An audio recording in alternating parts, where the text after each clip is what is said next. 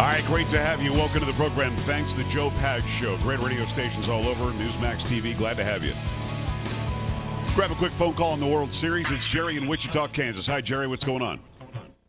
Oh, you was talking about the World Series. Yes. I was really happy that there was not one Colin Kaepernick-like incident. It was both teams had just nothing but good sportsmanship and 7 just great games of baseball. I agree with you 100%, Jerry. We appreciate you taking the time. That's why I say, I mean, it was a nice departure from, all of the garbage that we've had thrown in our faces about how horrible America is and how oppressive it is, and I'm going to sit for the national anthem, I'm going to do this, I'm going to do that. I thought that what we saw last night was a great baseball game, a great competition between two great teams. Two great teams that, by the way, two great teams that probably will be great for a long time to come. Probably will be. Out there in the campaign trail, Donald Trump is just tearing it up.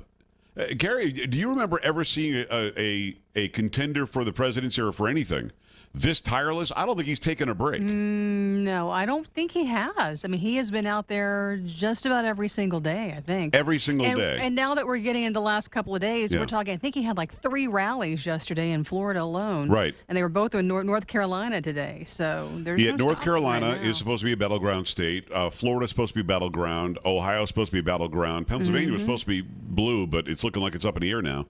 Michigan is certainly one that both sides are focusing on because that could go either way. I got to tell you, seeing Clinton and Obama campaigning in the same states, and you're hearing very different messages. I mean, you're hearing Donald Trump with a message about making America great again, about fixing the economy, about doing this, that, and the other. And you've got President Obama out there talking about how if you vote for Trump, it's the end of civilization as we know it. It's very strange, dude. But at the same time, we've got Ted Cruz, who was an adversary of Donald Trump throughout the entire... Well, it was weird the way that it sort of came together. At first, Cruz and Trump appeared to be, sort of friends on the campaign trail. I mean, at one point, weren't they holding some kind of rally in Washington, D.C. together? Mm-hmm. Yeah. And Trump, went on and sang his praises, and Cruz sang his praises. And then, they figured out we're going to be the 2 top runners here, the 2 front runners, and we've got to do something. Trump went negative, and then you had this Inquirer thing about Cruz allegedly having all this, affairs and stuff, which turned out to be nothing.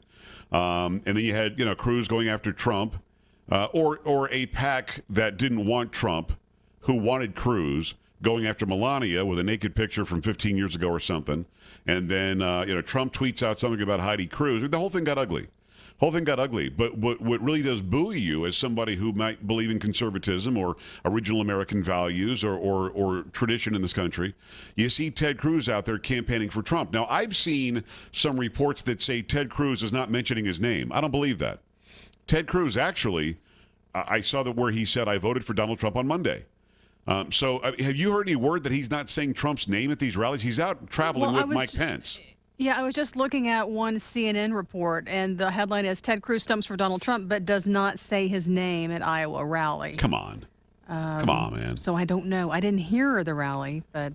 We've talked to Ted Cruz recently. If he finds a minute, and I told Newsmax, I told Karina, I told the stations that we're sort of on a short list. If Donald Trump calls in, we're putting him on. If Ted Cruz calls in, we're putting him on. This close to the election, we'll do that. But we had Ted Cruz on this show, and he talked about how he's going to vote for Donald Trump. Mm-hmm. He talked about why he made that decision, how he had to have this, soul-searching moment, and it's about the Supreme Court justices for him. So the allegation that he's out there stumping for Trump, I'm sure at the request of Trump, and he's doing it with Mike Pence, but he won't mention the man's name. I'm guessing that he's standing in front of huge signs that say Trump Pence. No? I'm assuming that, yeah. I mean, one would have to assume that. Yeah. So I think this is CNN trying to make something that isn't there, to be honest with you. Mm-hmm. I think that's what they're doing. Now, there is a poll from Rasmussen today. And again, the guy whose name is Rasmussen is going to be mad at me again. But again, Scott Rasmussen says Rasmussen. And this poll is about, well, it polls people who say, I'm done, I'm definite, I'm not changing. I am solid Hillary or I'm solid Donald Trump. Nothing can happen to change my vote. Now, this is from today from Rasmussen.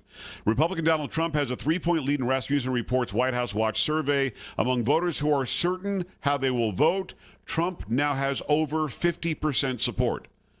It's kind of a big deal because we keep talking about the undecided vote, the independents, the I'm not really sure, the I'm going to show up to the polling booth and make my decision that day.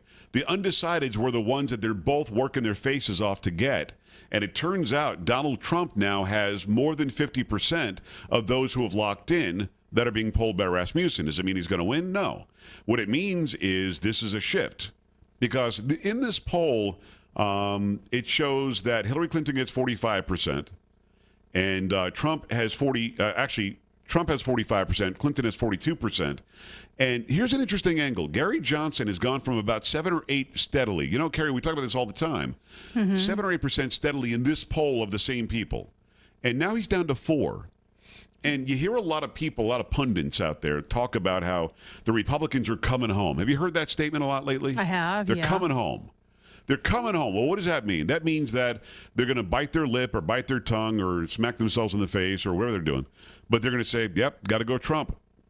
I don't like this, and this about him, but I got to go Trump. I can't go Hillary Clinton. I can't have her as our president of the United States, knowing all this baggage comes with it, and probably a full-blown investigation comes with it as well. So that's very, very interesting to me. Again, I don't hang my hat on a lot of polls. I think that Donald Trump is leading by more in the states than the polls say he's leading by, and I don't think that he's down anywhere near as much as they're saying that he's down. As we get 5 days out, Pennsylvania suddenly from double digits is now a whole lot closer. Suddenly North Carolina is a toss-up. Suddenly Trump is up by 2 or 3 in Florida. Suddenly Michigan is in play. Hey, Michigan, we've got 11 stations in Michigan. It would be something if Michigan went for Donald Trump. It would be something. I think it's been, and I could be corrected on this, but I'm pretty sure it's been since 1988 that Michigan has gone blue. Michigan went red, I believe, for George Herbert Walker Bush in '88, and then it was blue ever since. I'm not really sure why.